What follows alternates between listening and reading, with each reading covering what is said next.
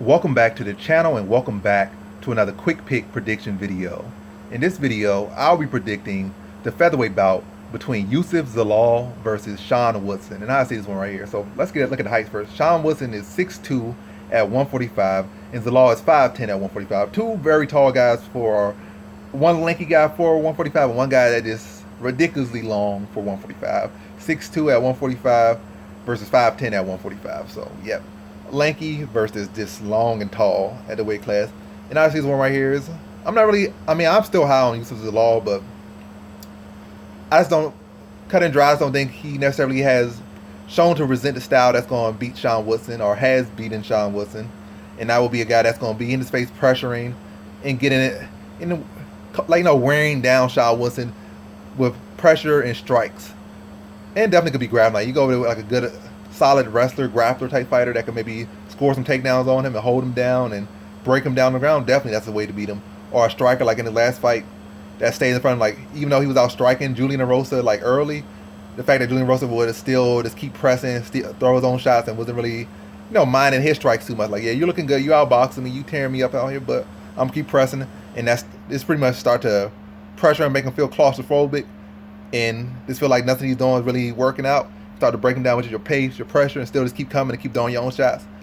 And then eventually started breaking down. And also, Julian Rosa had the benefit of being another long fighter, so he didn't have the same reach that he usually allow, where he's like 6'2", and these guys like 5'7" and 5'6", like he like the Terminator, looking like a Greek god standing over these guys, and his knees longer than their punches, just throwing knees in their face, and they can't even do anything, and just cheat, like pretty much cheating the system.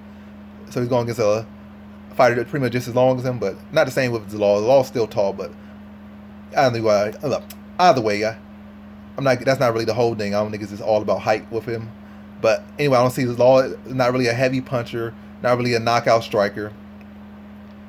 He does push a high pace, but again, not a guy that's known for pressuring. He's not like a pressure fighter, so I feel like he's gonna be at the end of the reach. And I feel with his style, I don't think Woodson has much cleaner boxing. And he has the reach advantage. I think it was like 78 versus like 71 or 76 versus 71. So he at least have a 4 or 5 inch reach advantage. At least. I'm not saying that he does. I'm saying he has at least a 4 or 5 inch reach over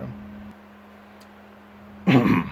But not to run off with the mouth too much. And with this one, basically what I'm thinking this one, I just don't feel like Zalal has a style or presents a style that will beat Sean Woodson. I think he'll be at the end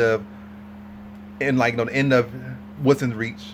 Too much in this fight, getting hit with teeps.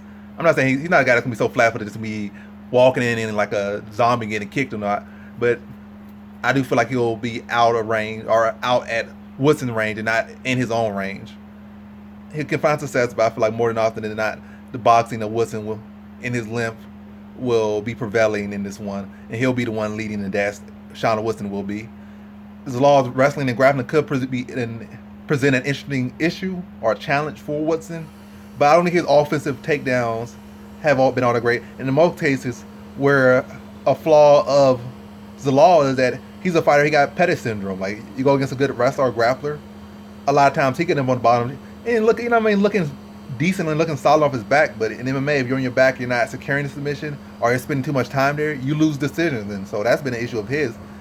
It has not necessarily been an issue of Woodson. Like, it has caused him issues in fights, but he has not really lost any fights due to that path. So, and even then, so I feel like, basically, I don't feel like I'm not too high on Zalal's chances to find consistent enough success to win off mixing and takedowns and grappling. Maybe a decision potentially doing that in their fight, but I'm not really gonna lean. I'm really gonna lean to the striking, the reach, the length, and just the styles, how they match up, leaning to Sean Woodson to be able to use his reach.